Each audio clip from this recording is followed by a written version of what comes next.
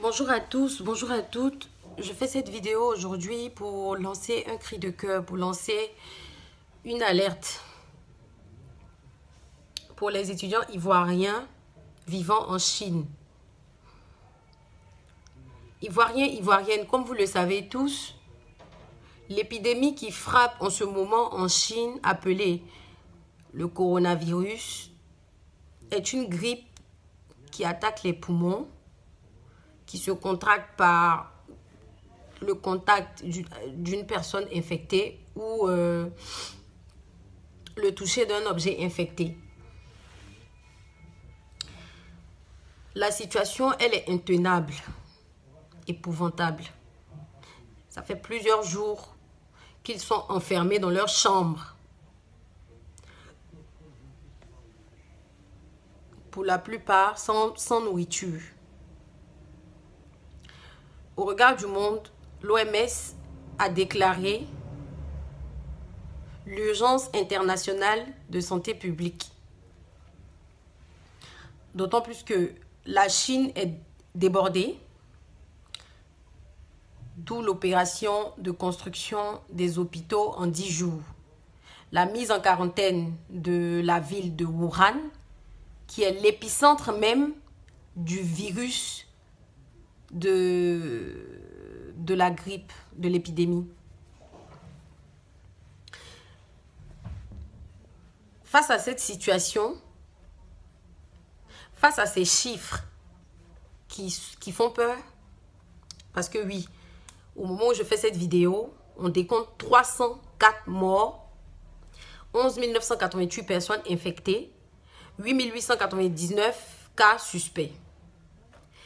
Face à cette situation, il y a quelques pays qui ont décidé d'évacuer leurs ressortissants vers leur terre natale.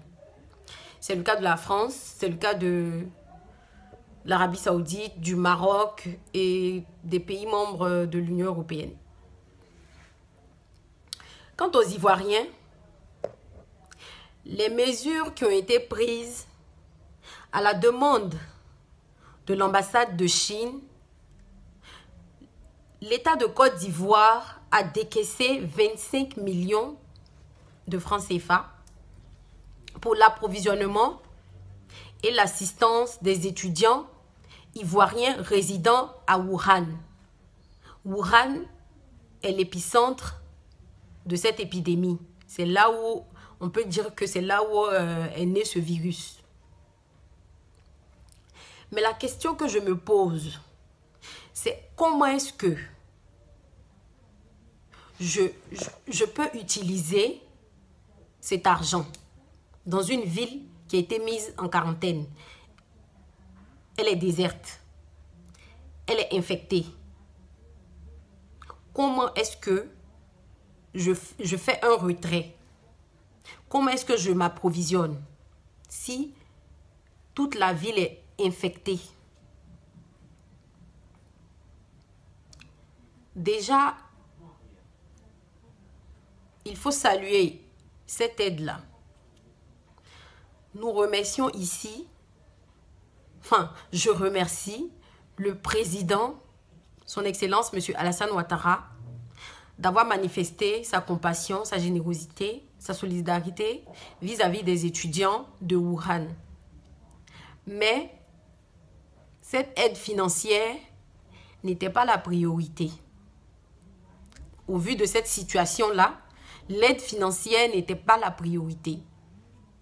Il fallait immédiatement lancer une opération d'évacuation des étudiants qui sont résidents dans l'épicentre. Les étudiants vivant en Chine, c'est eux qu'il fallait évacuer d'abord. Voilà pourquoi je fais cette vidéo-là, pour alerter nos autorités sur cette épidémie, sur le cas des étudiants de Wuhan et de la Chine entière. Nous sommes heureux de voir que le dispositif qui a permis de contenir l'épidémie d'Ebola en Côte d'Ivoire a été renforcé et a été réinstallé à l'aéroport Félix Houphouët-Boigny. Cela veut dire que l'évacuation de nos compatriotes est possible, si on le veut. Cette évacuation-là doit respecter certaines conditions. Et nous vous exhortons à mettre ces conditions en œuvre, à vraiment mettre en place une cellule d'urgence. Parce que le temps passe et les vulnérabilités augmentent. Je vous en supplie, penchez-vous sur le cas de ces étudiants. Ne les oublions pas, ne négligeons pas leur souffrance. L'heure est grave. Je vous en prie. Pitié, aidez-les. Rapatriez-les vivants avant qu'on ne détecte un cas suspect ou une personne infectée ou un cas de perte en vie humaine. Je vous en prie. Je vous en prie. Rapatriez-les pendant qu'il est encore temps. D'aucuns me diront que on n'a pas les infrastructures nécessaires pour les accueillir. Non, moi je dis non. La construction des hôpitaux là par les Chinois est faite par des bénévoles chinois qui démontrent leur attachement à leur pays, à leurs compatriotes. Pendant que chez nous, on perd le temps sur des discussions qui ne tiennent pas la route. Au lieu de se soutenir, de montrer vraiment l'esprit fraternel, on passe notre temps à faire des débats sur non, on n'a pas assez d'infrastructures, nos médecins ne sont pas performants, non, c'est risqué, on ne doit pas les rapatrier. Mais je pense que personne ne souhaite être à leur place, à la place de ces étudiants-là. Et vous n'imaginez pas ce que ça fait de faire des jours et des jours enfermés dans sa chambre. Savoir que si on sort, on peut savoir que c'est vraiment risqué quoi, de savoir que si on sort, il y a de fortes chances qu'on soit contaminé, il y a de fortes chances qu'on puisse contracter ce virus-là. Vous ne savez pas ce que ça fait. Je ne vais même pas perdre mon temps pour essayer de vous convaincre. Moi, je vais m'adresser ici à toutes ces personnes hésitantes sur la question du rapatriement. Soyez rassurés que j'ai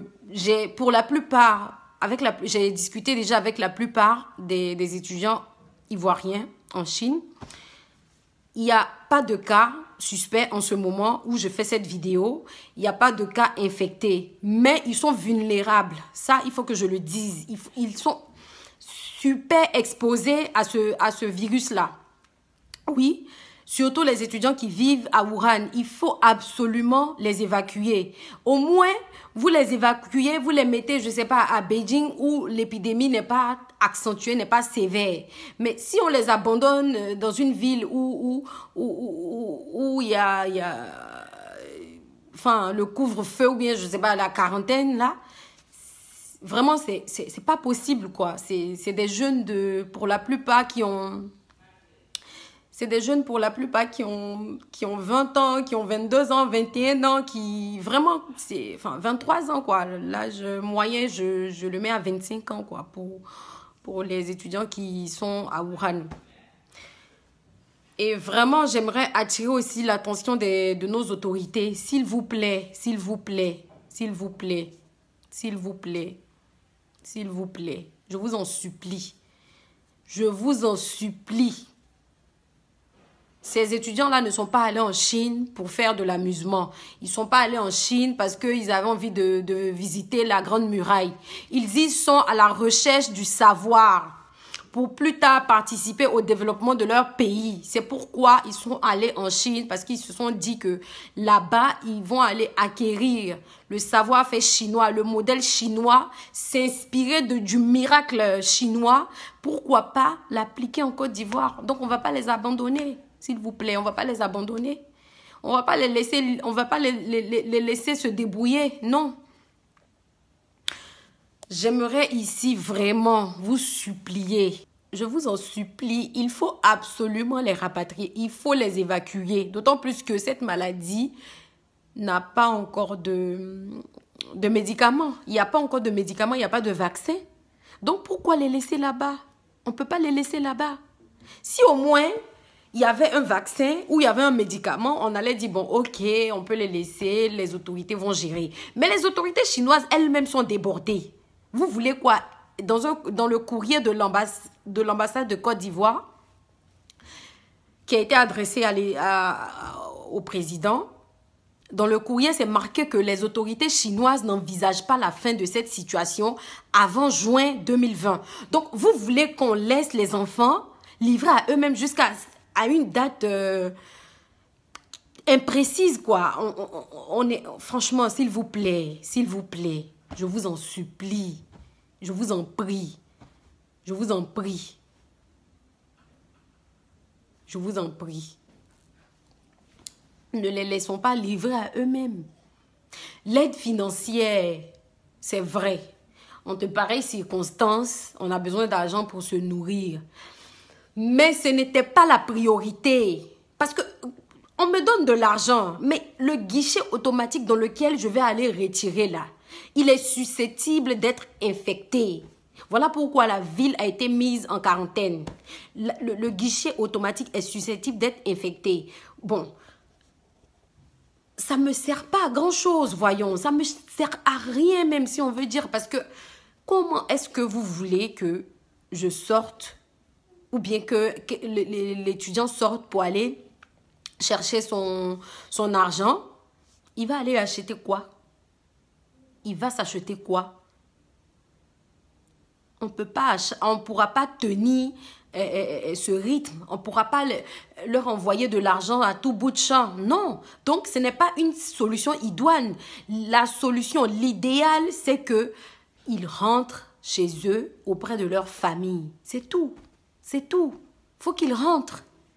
Et il faut que l'État mette tout en œuvre pour l'évacuation de ces étudiants-là. Je fais cette vidéo-là pour alerter les bonnes âmes, pour toucher les bons cœurs, pour que ça puisse toucher le maximum de personnes afin que nous puissions, je ne sais pas si c'est signer une pétition, n'importe quoi. Parce qu'à vrai dire, si on demande l'aide de l'État, c'est pour ne pas que ces étudiants-là rentrent chacun quoi, sans... Enfin, vous voyez ce que je veux dire. Au moins, il faut qu'il y ait un contrôle et un suivi, quoi. C'est pour ça qu'on demande l'aide. Sinon, ces étudiants-là, en gros, ils n'ont pas marché pour arriver en Chine. L'heure est grave. La situation, elle est intenable, elle est insupportable.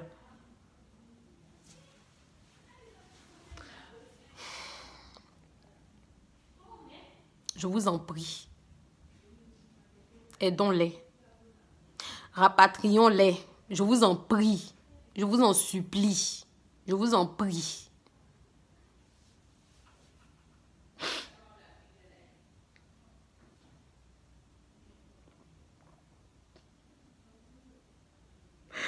On ne peut pas les abandonner, c'est pas possible.